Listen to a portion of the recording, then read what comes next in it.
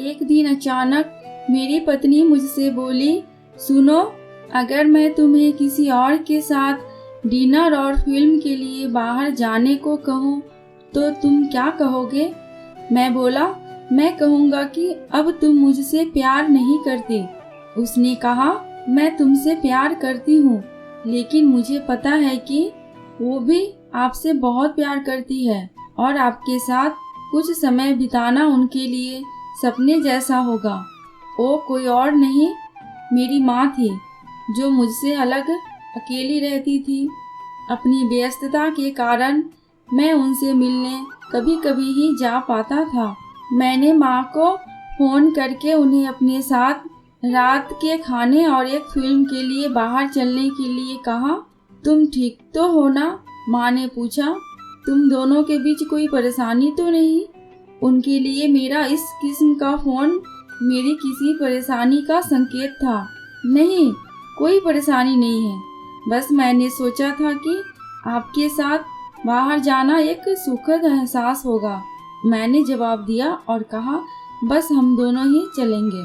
उन्होंने इस बारे में एक पल के लिए सोचा और फिर कहा, ठीक है। शुक्रवार की शाम को जब मैं उनके घर पहुंचा तो मैंने देखा कि वह दरवाजे पर मेरा इंतजार कर रही थी। उनका चेहरा एक अलग ही खुशी में चमक रहा था। कार में माँ ने कहा, मैंने अपनी दोस्तों को बताया कि मैं अपने बेटे के साथ बाहर खाना खाने के लिए जा रही हूँ। वे काफी प्रभावित थी।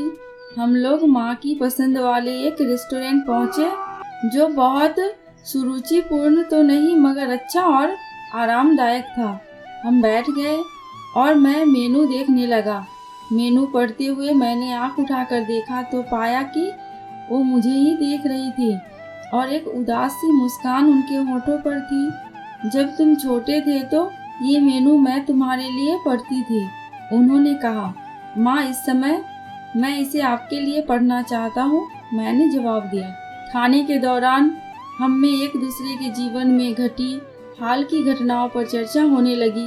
हमने आपस में इतनी ज्यादा बात की कि समय कब निकल गया हमें पता ही नहीं चला। बाद में वापस घर लौटते समय माँ ने कहा कि अगर अगली बार मैं उन्हें बिल का पेमेंट करने दूं तो वो मेरे साथ दोबारा डिनर करने के लिए आना चाहेगा। मैंने कहा, माँ, जब आप चाहो। और बिल पेमेंट कौन करता है, इससे क्या फर्क पड़ता है? माँ ने कहा, फर्क पड़ता है, और अगली बार बिल वही पे करेगी। घर पहुँचने पर पत्नी ने पूछा, कैसा रहा? बहुत बढ़िया, जैसा सोचा था उससे कहीं ज्यादा बढ़िया, मैंने जवाब दिया।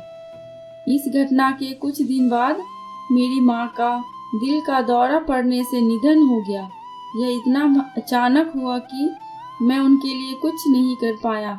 माँ की मौत के कुछ समय बाद मुझे एक लिफाफा मिला जिसमें उसी रेस्टोरेंट की एडवांस पेमेंट की रसीद के साथ माँ का एक खत था, जिसमें माँ ने लिखा था, मेरे बेटे, मुझे पता नहीं कि मैं तुम्हारे साथ दोबारा डिनर पर जा पाऊंगी या नहीं, इसलिए मैंने 2 लोगों के खाने के अनुमानित बिल का एडवांस पेमेंट कर दिया है। अगर मैं नहीं जा पाऊँ तो तुम अपनी पत्नी के साथ भोजन करने जरूर जाना। उस रात तुमने कहा था ना कि क्या फर्क पड़ता है, मुझ जैसी अकेली रहने वाली बूढ़ी औरत को फर्क पड़ता है। तुम नहीं जानते, उस रात तुम्हारे साथ बीता हर पल मेरे जीवन के सबसे बेहतरीन समय में एक था। भगवान तुम्हें सदा खुश रखे, तुम्हारी माँ। उस पल मुझे अपनों को समय देने और उनके प्यार को महसूस करने का महत्व मालूम हुआ।